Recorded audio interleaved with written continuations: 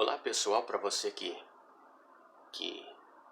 tem feito parte do canal Yosef, gostaria de agradecer você que se inscreveu e para você que está visualizando os vídeos meus, pediria também para quem se inscrevesse aqui no canal para poder ter acesso às notificações aí dos vídeos que eu vou postando. E sem perca de tempo, eu gostaria de focar num assunto onde a qual supostamente o Eterno ele vem pedir a Abraão que sacrifique seu filho Isaque. E eu gostaria de reter um assunto aqui sobre a crítica sobre este evento, que para mim eu acredito não ser o Eterno quem pediu para que acontecesse este evento aqui, apesar de existir algumas contradições em cima deste assunto. Eu gostaria de mostrar para vocês as contradições. Pois bem, vamos começar.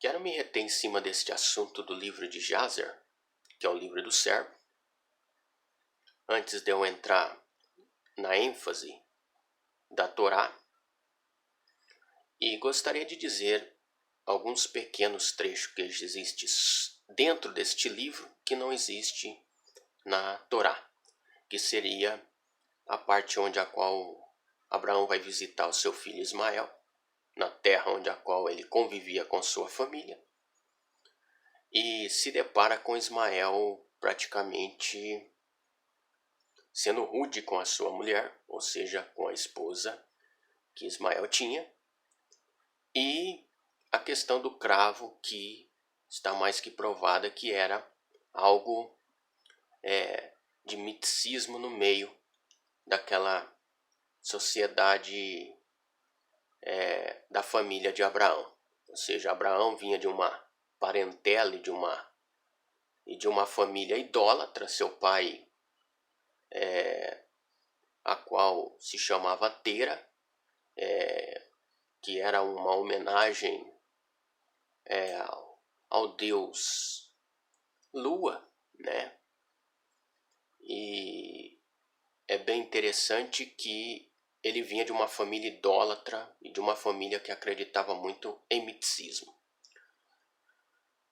E nesta visita, Ismael acaba indo juntamente com seu pai e sua mulher vai junto.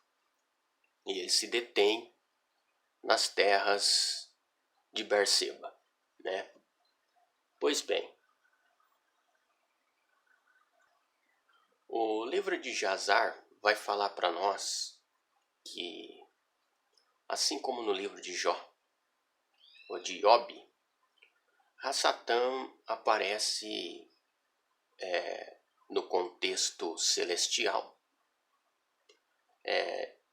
e o Eterno lhe perguntando de onde ele vinha, e ele dizia que estava vindo de uma passagem que ele havia tido sobre a terra e de uma observação que ele havia feito acerca de Jó, que Jó era um homem que havia desmamado seu filho e, em consequência disso, ele deu uma festa quando o menino foi desmamado,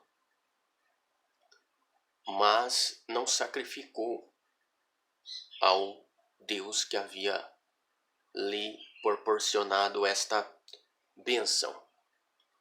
Consequência disso, ele entra na cabeça do Eterno para que o Eterno vai e pede aquele a qual era o filho que Abraão mais amava.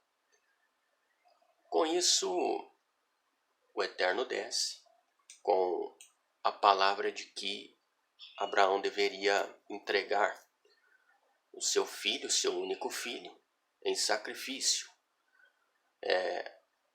As escrituras diz que era o único filho, porém Abraão tinha outro filho com Agar, que era Ismael.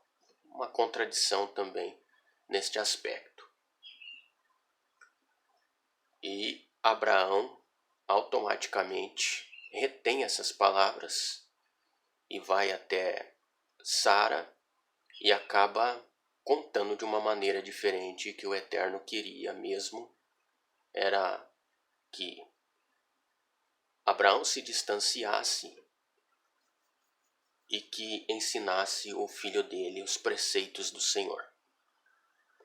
E Sara retém o menino por alguns dias para que fique com ela, para que o seu consolo venha a ser ali alimentado nos dias que ele ficaria longe. Pois bem,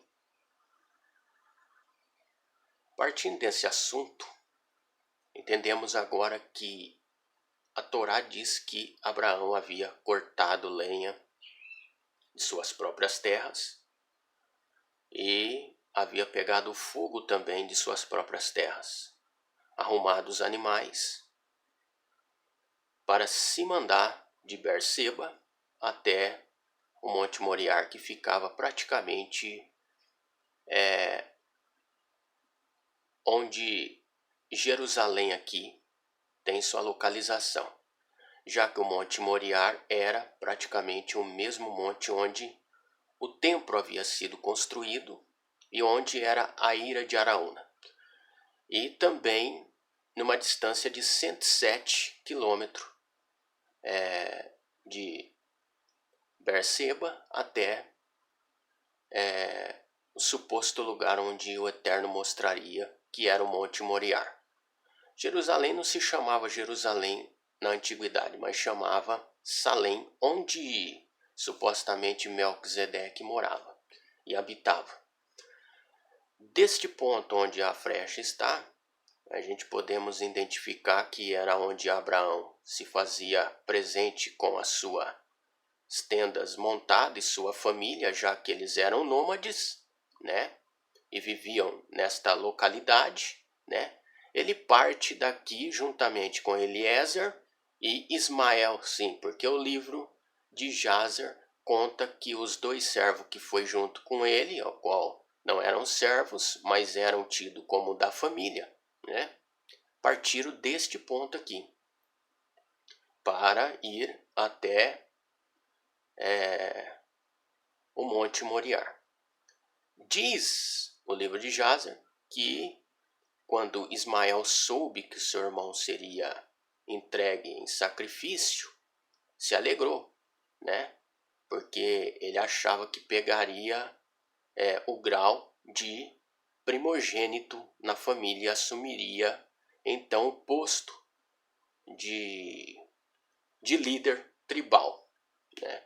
Pois bem, eles partem deste ponto até o Monte Moriá e no caminho eles encontram alguns tropeços que Hassatã colocaria registrado no livro de Jazer. Ele aparece em forma de um velho para Abraão, aparece em forma de um menino para Isaac, que tinha 34 anos, Isaac na época, e aparece depois como uma fonte de água no oásis, no deserto. Pois bem, quando eles chegam até a localidade onde era o Monte Moriá, né? Somente Abraão e Isaac eles observam que existia uma coluna de fogo sobre este lugar, enquanto que Ismael e Eliezer não vê, mas Abraão e Isaac eles vê, representando que somente aquele tipo de alegoria vista por eles só convinha a eles mesmo ter mistério em cima de tudo aquilo. É muito interessante que o Alcorão diz que quem foi sacrificado no monte, aliás, quem foi pedido para que fosse feito holocausto por ele, né, era Ismael e não Isaac. Isto talvez por causa de ser um livro islâmico e fazer respaldo à família dos povos de Ismael, né, da descendência de Ismael.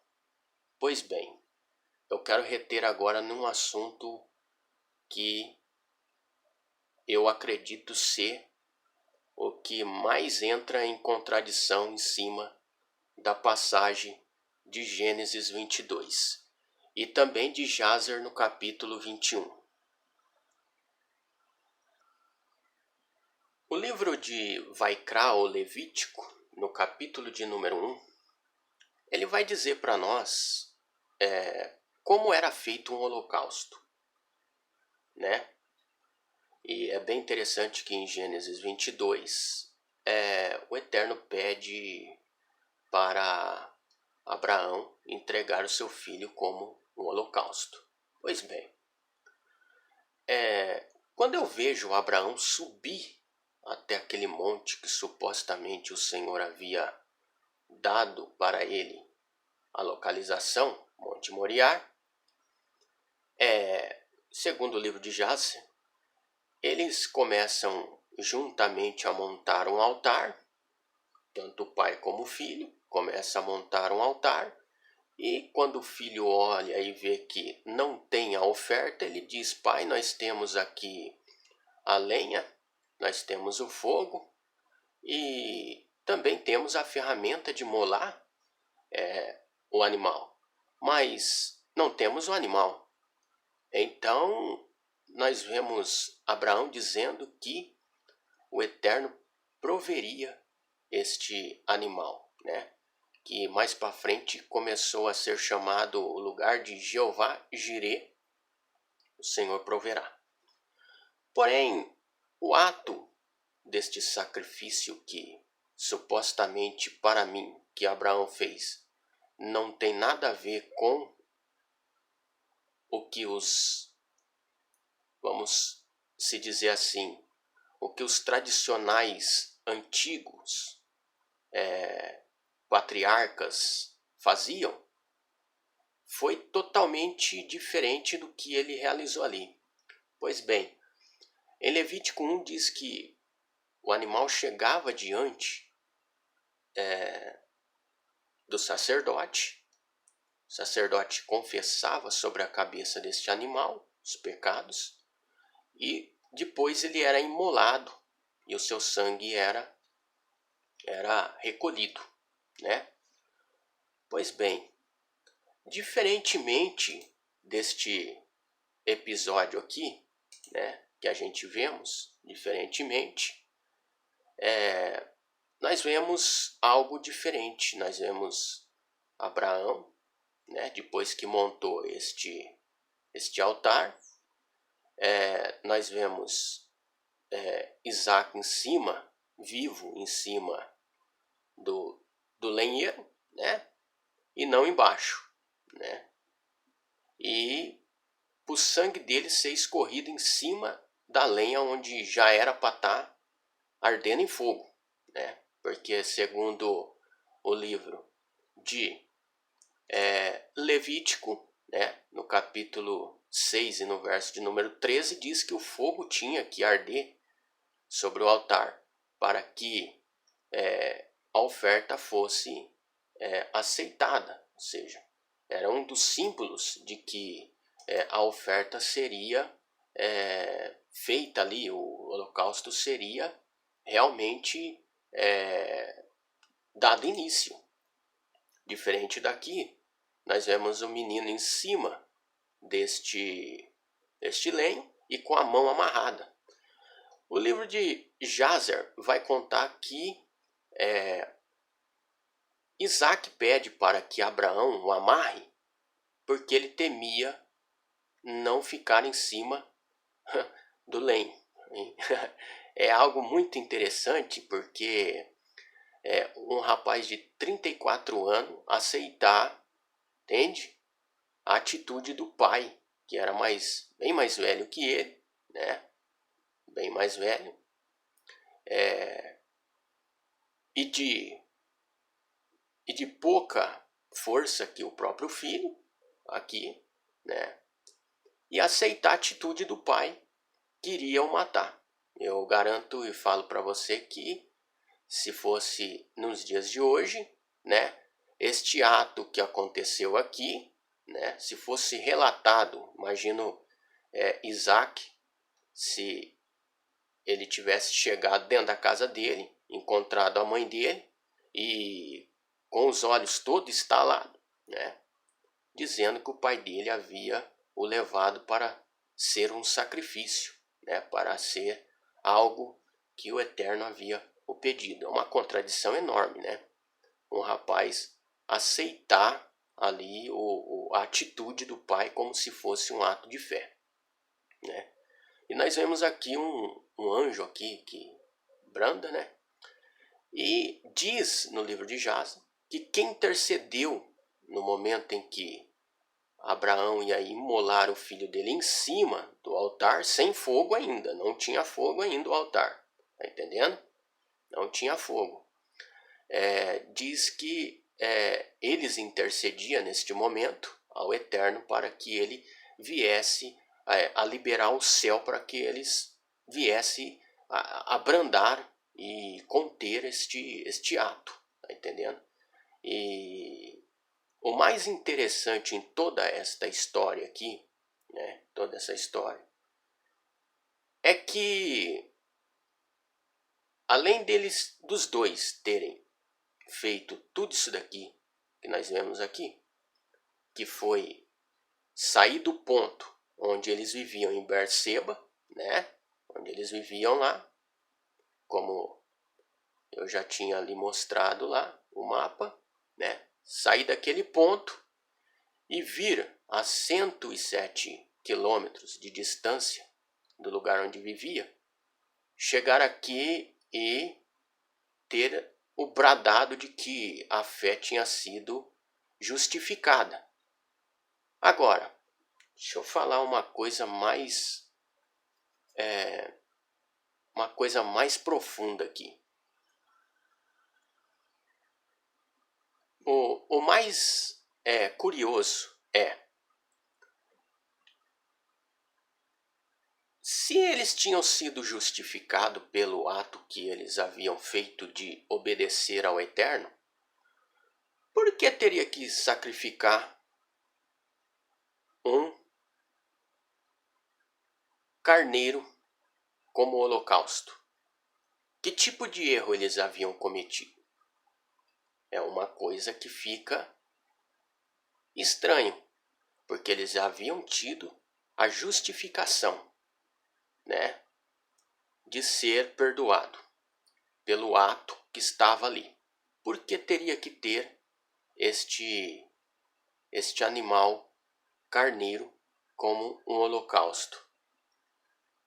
Aí que mora uma questão bem estranha, porque uma vez justificado pela obediência, não era necessário sacrificar o animal, tá entendendo?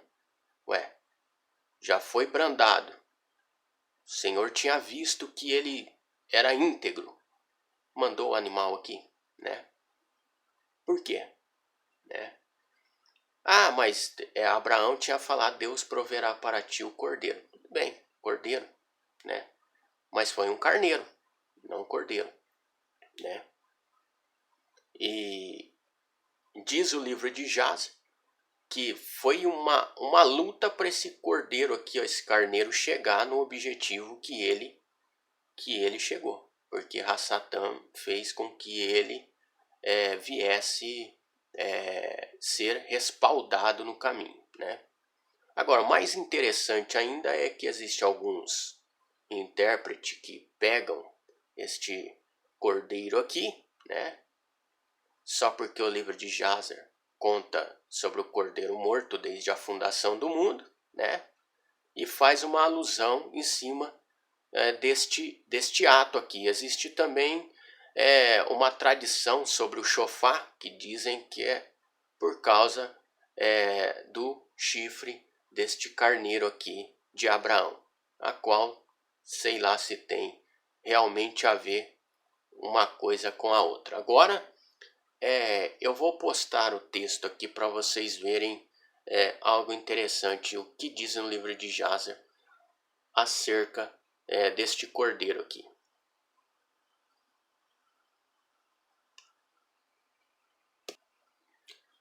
(22:70) no livro de Jázer, capítulo 22:70, diz assim para nós: E Abraão levantou os olhos e viu, e eis que um carneiro estava preso em um matagal por seus chifres, e era o carneiro que o Senhor Deus tinha criado na terra, no dia em que ele fez a terra e o céu. Ou seja, este carneiro aqui, né, diz que ele é o carneiro que estava ali guardado, ó. É um carneiro que ficou guardado desde o dia em que o Eterno havia construído o mundo.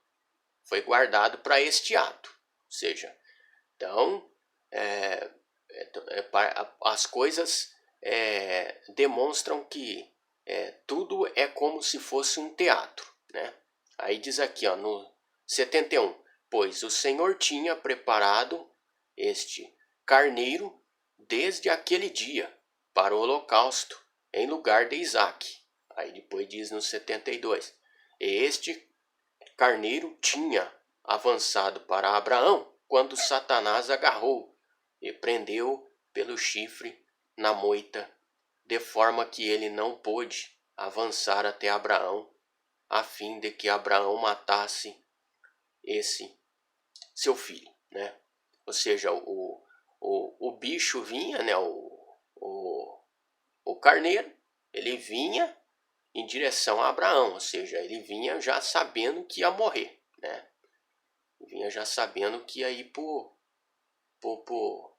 holocausto. Aí o Rastatã pegou lá ele pelo chifre e o deteve, para que não viesse. Enquanto acontecia este ato aqui, né? Enquanto acontecia este ato, né? Que Abraão já estava lá sacrificando o cordeiro, Rastatã tinha ido até a casa de Abraão, lá, e passar em forma de um senhor simples, que Abraão tinha matado a Isaque. E Sara se joga no chão e começa aquele pranto terrível, né, dela, pedindo para que deveria ter sido ela que morresse no lugar, né? E é interessante que